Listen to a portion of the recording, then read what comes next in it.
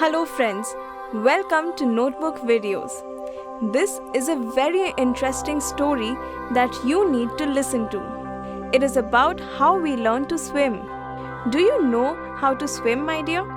I don't know how to swim because I never tried to learn how to swim. Swimming is just like cycling and singing and all other activities. But to swim, we need to learn to float.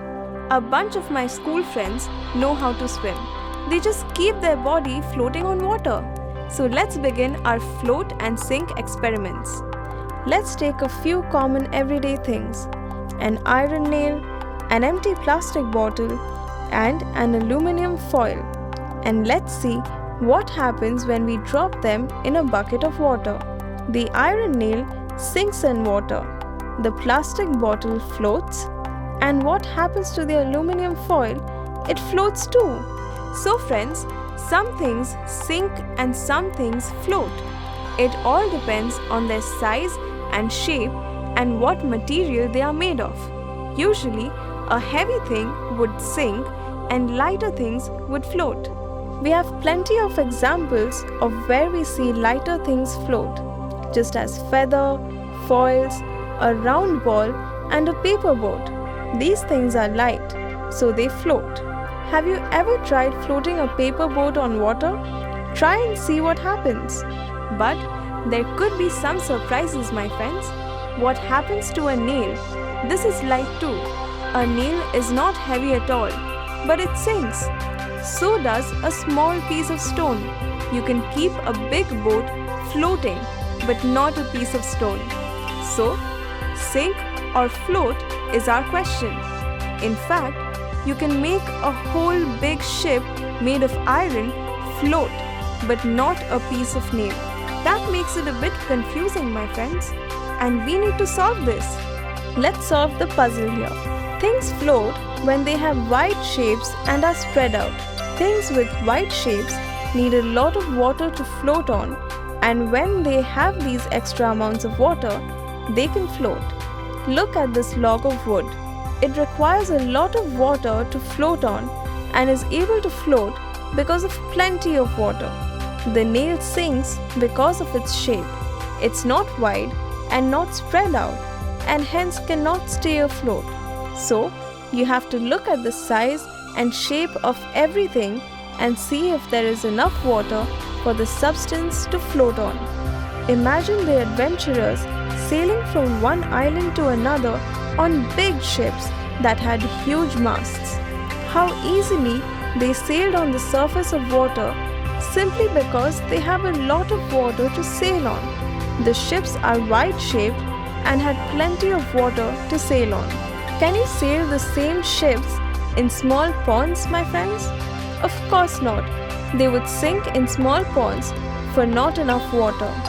So, next time someone asks you whether your toy would sink or float in water, you can simply check the size and shape of the toy and see if it has enough water to float on. Mostly, all toys made of plastic can float. I see my friend here doing all the experiments he can with his toys and having a great time with the sink or float experiment. Have we ourselves solved for the sink or float question now? Yes, we have. Hooray! Let's therefore look at another puzzle. Johnny wants to drink a glass of water and says he is very thirsty. His mom brings him a glass of water. After drinking the first glass of water, he asks his mom for another glass of water, but only this time he wants sweet water. So, Johnny's mother takes the glass to the kitchen, fills it with water, and mixes it with sugar. She stirs the glass quite well so that the water turns sweet and brings it back to Johnny. But Johnny is surprised to see the glass of water as the water is just like plain water.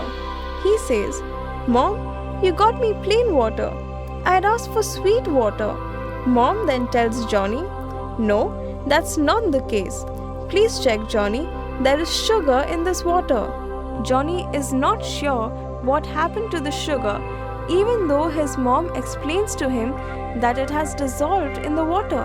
So here we see, my friends, there are some substances that completely dissolve in water like sugar and salt, but some do not. Will you be able to mix oil in water? Certainly not. Oil droplets float on water when they are mixed together. There are many things that do not mix with water. You can give me some examples yourself. Let's look at some examples.